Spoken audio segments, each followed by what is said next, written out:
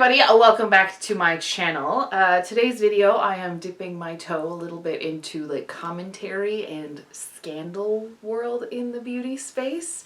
And also I'm actually filming today with natural light, which is amazing because last night we got our first snow of the season where I live, and it's already starting to melt because today there's like all sun, very little cloud in the sky. So I'm using natural light, so if it changes over the course of the video, that's why.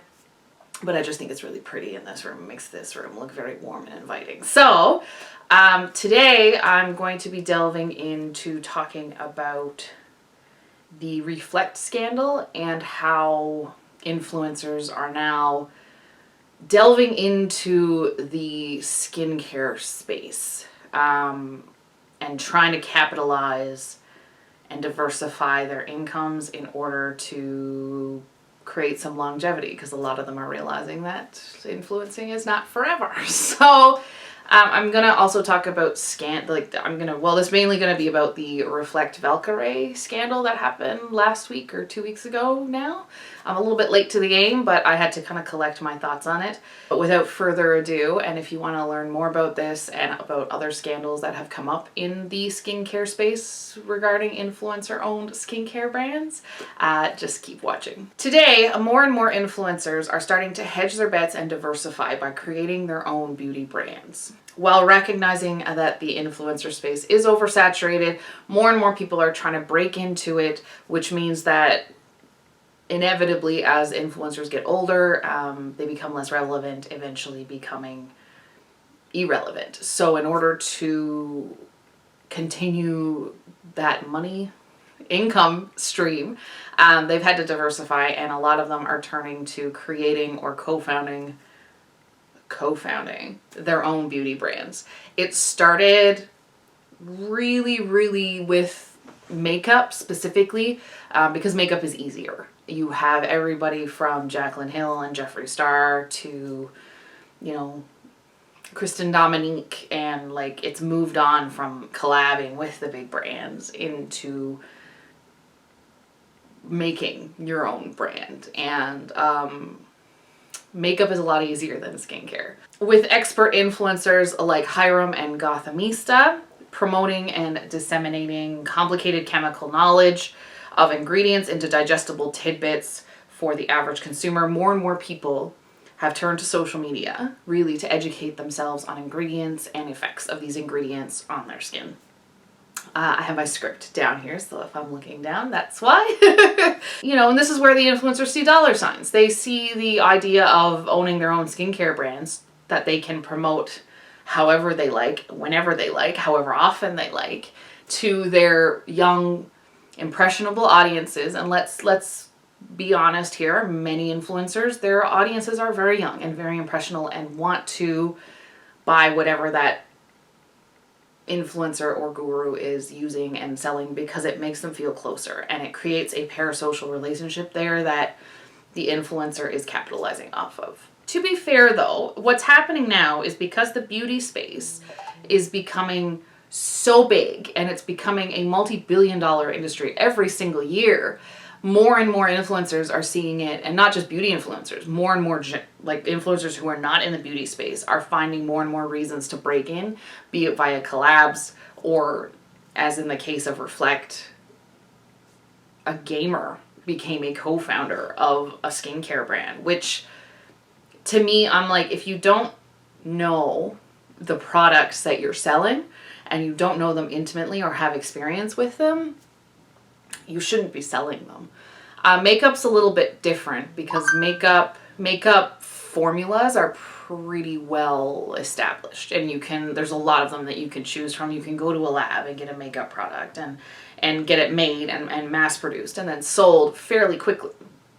Skincare, especially for consumers, you need to use a skincare product for at least 30 days before you can create any type of long-term opinion on it, because everyone's skin is different. Everyone's skin reacts differently, and there's a lot more tests and a lot more regulations around skincare than there is with makeup. And I think that, you need to be aware of these skincare brands coming out like the woodwork right now with people being the face of it claiming to be co-founder, while at the same time not being a skincare, no chemist. Like Valkyrie even came out and said she's not a chemist, and she never set foot in the lab for her own skincare brand, which to me is outrageous. Like, to me, if you're going to claim to be co-founder, you sure as heck better have walked into that lab and asked your questions and not just read whatever somebody else sent you. That's not cool. You need to be assertive, and you need to be aware of exactly everything that is going on in your company. Going back to the Jaclyn Hill lipstick scandal. But I see where Valkyrie was coming from. She saw a niche in the skincare world that really hadn't been explored widely. The blue light damage, the damage your skin can get from blue light. What she didn't disclose or didn't know, and I think they're both equally as bad, is that blue light on skin, you need to be in front of a screen like 12 to 15 hours a day for 30 to 40 days straight, according to dermatologists online, dermatologist influencers who are actually certified dermatologists, in order to get the same damage that you would with 15 minutes outside in the sun, which blew my mind, because then I'm like, okay, so then all I needed to release was a sunscreen. But this Reflect collection, no sunscreen. And everyone was coming out with speculation on it, is that sunscreen is so heavily regulated, it would be cost prohibitive to release a sunscreen. And it's like, then why the heck are you releasing this? And then I looked further into it, and I kind of realized that it was a freaking marketing ploy to try and get her audience to think that this, you know, blue lights from their screens from watching her or from playing games all day, every day, is going to hurt their skin. And they need this product in order to negate those effects, which to me is like, no, you just need a sunscreen on your face. And when they released, there was no information on the website about this research Valkyrie claimed to have seen. And her excuse was that the company, she asked the company about it, and the company came back and said, well, we can't release it because other companies might steal it. And I was kind of like, that's not how research works, especially in the cosmetics industry, which is a science industry. And skincare especially is in a science industry. What you want to see is you want to see published, peer-reviewed studies on the harmful effects of blue light on skincare that are independent and that are published. So published means anyone can access them. But you also want them to be peer-reviewed. So what peer-reviewed does is that other scientists review the data and the information presented in the study and review it. Like anybody else would, like to say, like, this is not correct, this control was not a control, it's not a viable study. And kind of, that's how science works, is that you test your hypothesis. And if somebody else says, no, that's not correct, then you can correct your science. And to claim that you can't release the information or the study because of the fact that the company doesn't want it stolen, to me, is very suspicious. But, like, I mean, this whole scandal, though, blew up in their faces. I mean, the other co-founders of it were an editor of Cosmopolitan and a CEO of a company. They didn't look like they had any chemistry experience or any biology experience or any science background whatsoever to be able to be properly informed about this line and the effects of this line and how they were going to handle the harmful effects of blue light on the skin. Since this happened, Reflect actually shut down completely. They terminated the whole line. They had apparently a $400 million deal with Ulta, and that fell through. Everything was just destroyed. And I think it's really the first time skincare has kind of been in such a huge situation, scandal like this, where an entire line had to be pulled because of these weird claims and the backlash received by this supposed influencer and this co-founder. But I think, in my opinion, and this is just my opinion as someone who loves skincare, I'm a very big skincare consumer. I love K-beauty skincare specifically because it is more affordable than Western brands, and the ingredients are just as good, if not better. And Korea is really at the forefront of skincare science. So a lot of the time or a product or an ingredient will get really popular in Korea, and then a year or two later it will disseminate into the United States, and then skincare companies in the United States will start using it. A big one of those was hyaluronic acid was a big one that took a while to get here, but once it got here, it's everywhere, right? So yeah, to me, it's the first time really a skincare brand has been called out so badly for how horrifically the science was handled. But I want to kind of go into more into the history of skincare scandals by drawing on the history of makeup scandals to coincide both into the beauty space and how important it is to do your research when it comes to any type of consumable. Beauty influencing isn't new. It's really gained a foothold in the mid-2010s and isn't really showing any signs of slowing down. More and more people are coming onto YouTube and coming onto coming onto Instagram to show off their makeup skills or show off their beauty knowledge. And more people are coming out, you know, to become beauty influencers, because mostly I've heard a lot of people say a lot of it is because of these huge PR hauls. If you didn't know, the beauty space is notorious for the amount of PR that gets sent out to influencers on their platforms. It takes one simple Google search, PR haul, and you will get hundreds of thousands of videos of unboxings, these elaborate, crazy PR hauls that these companies are just sending to people. And every beauty company kind of does it. And you've got people who have like rooms full of this PR. And I know an influencer, Jessica Braun, she recently had to write all of these companies and tell them to stop sending her the stuff, because she's like, it is too much. I cannot use it because makeup is a perishable. It has an expiry date. And these people getting all of this product and hoarding it, they can never use it all.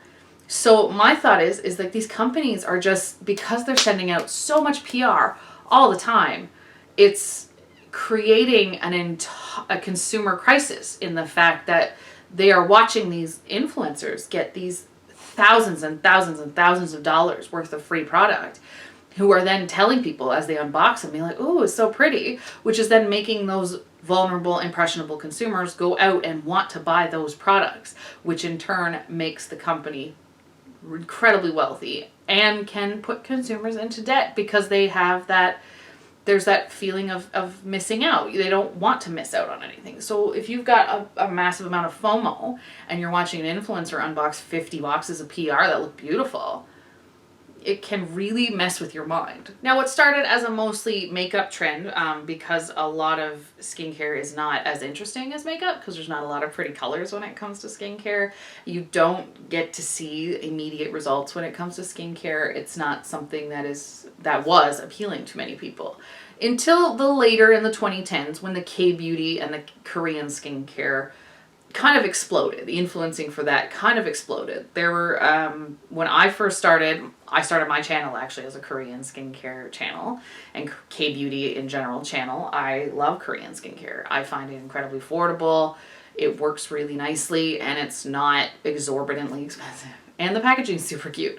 So they started creating these cute packagings and beautiful packaging that began to create this idea that, oh, if you're wearing all this makeup, you need to take care of your skin as well, which meant that skincare had to go hand in hand with the makeup, which put the PR packages, again, massive amounts of PR started to go out. But what started with makeup also as collaborations, like Nikki Tutorials did with Too Faced, that's a scandal all on its own, and a lot of makeup brands began to see the value in influencer collaborations because they could capitalize on the influencers' hundreds of thousands, sometimes millions of followers in order to sell more products. So they started to collab because they knew that they could get free promotion from the influencer themselves, especially if they have millions of followers. And that kind of began the motion into beauty brands collaborating with influencers. Sometimes beauty influencers, sometimes not. Threw people off when it wasn't. But a lot of these influencers too weren't happy with just a collaboration.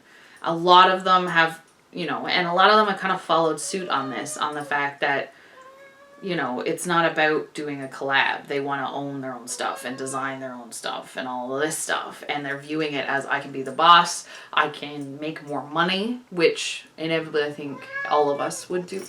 Oh, jeez. I feel like all of us, ow! I want to make more money.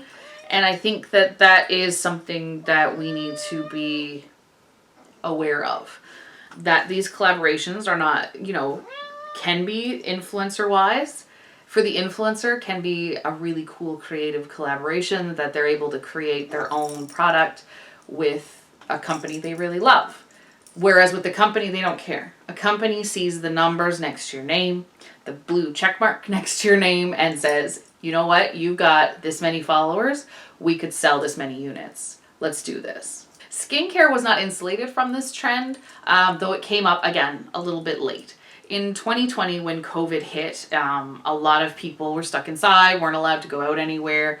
And when you did go out, you had to wear masks. So a lot of people went without makeup for a long period of time, and the makeup industry suffered.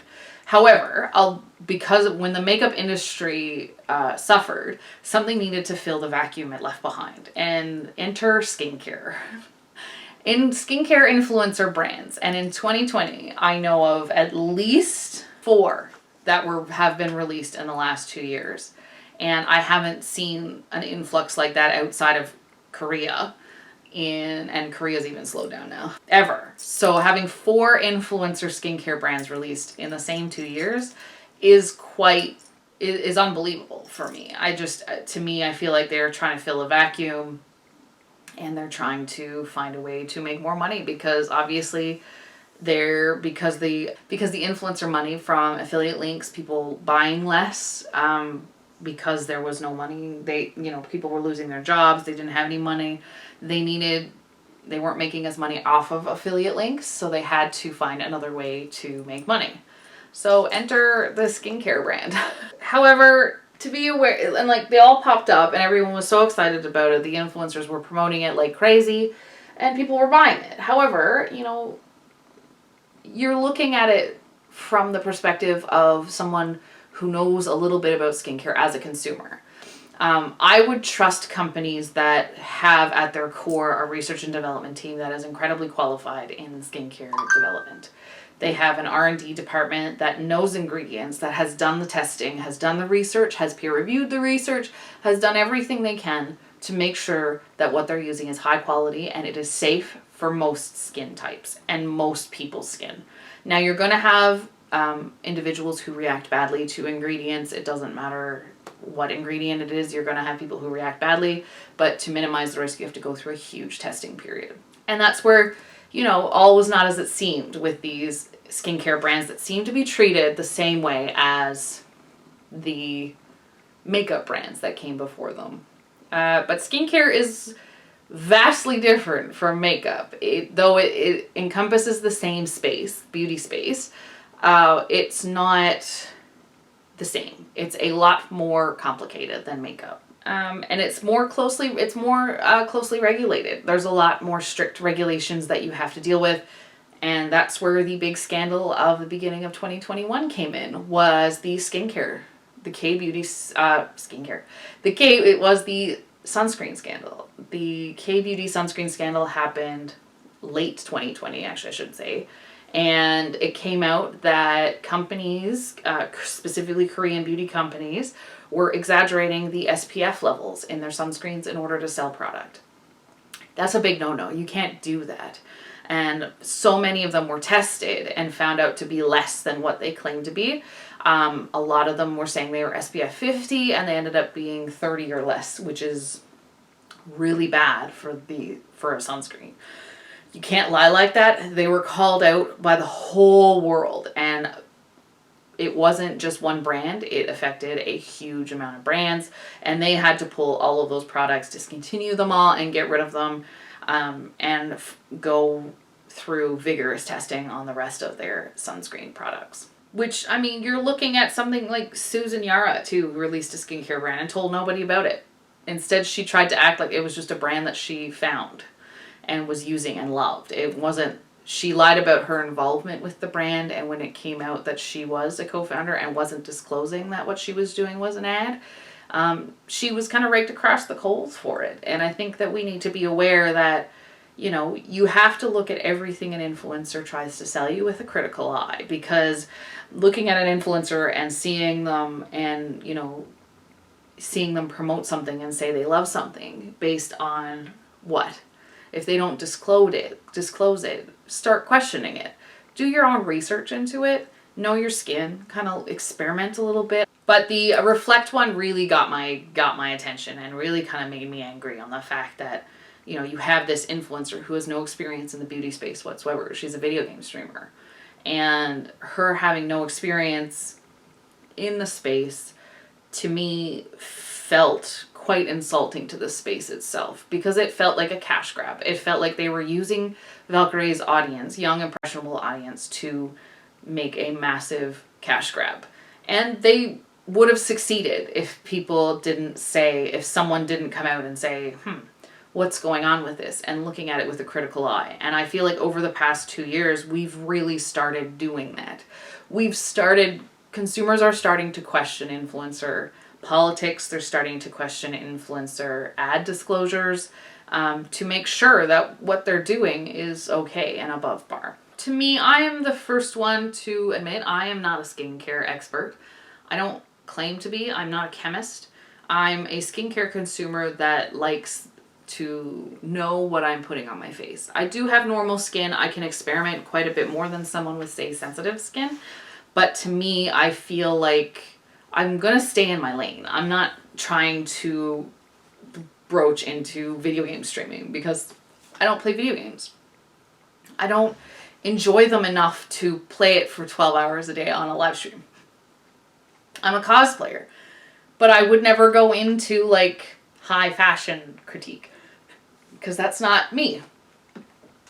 That's not what I like to do. So for me, I don't claim to be a dermatologist. I don't claim to be an esthetician. And it bugs me when people do by trying to spin it to be like, I'm a skincare expert. And it's like, no, if you don't have the education as an esthetician or a dermatologist, you are not a skincare expert. And I hate it when people say it, because anybody can do research online, but you need the education combined with that research and interest online in order to call yourself a skincare expert. I know people are going to get mad at me for that, and I know this is probably not a popular opinion on this, but to me, you can be a makeup artist and do it with natural talent. You can't do that with skincare. It doesn't work that way. Skincare is incredibly scientific, and it needs to be treated as such, like any other scientific world. And we as consumers then have a responsibility to do the research into the active ingredients on our own. We do not have the right to claim or blindly, well, we do have the right, but to me, I don't think we should be blindly following an influencer into anything they say is great, because we all have different skin.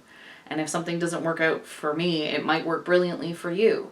I don't use pimple patches because I don't tend to get breakouts. But someone who does, like my husband, he uses pimple patches and they work awesome for him. So I can't provide an opinion on a pimple patch because I don't use it.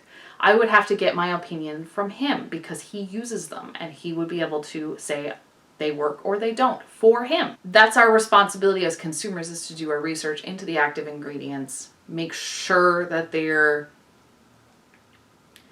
above bar, that the company is reputable, and it's not just a desperate cash grab for an influencer.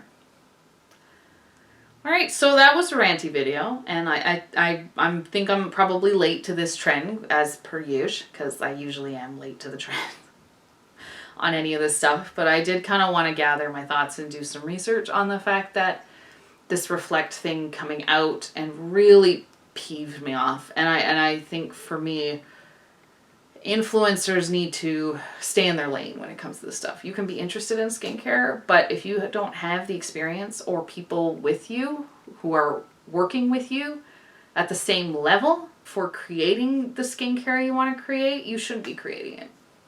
Plain and simple. It's not something to play with. People's skin, we only have one of it. You only have one skin. You can't peel off your face and put a new one on. And playing with people's skin is like playing with their health. And I think that's absolutely atrocious, and you should really leave it to the skincare dermatologists, the estheticians, and the experts.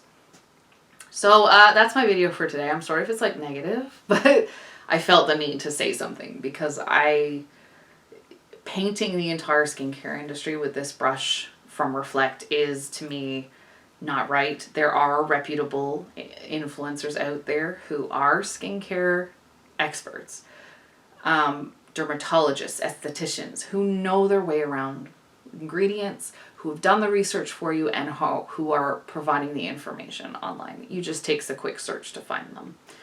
But yeah, so that's it for this video today. A little bit of a different video. If you liked it, give me a big thumbs up down below. And how do you feel about the skincare scandals that are rocking the beauty industry right now? Specifically the Reflect one. Let us know in the comment section. And if you like this video, don't forget to give me a big thumbs up. And if you want to see more content from me, don't forget to hit the little bell next to the subscribe button. All right, we'll see you next time. Bye!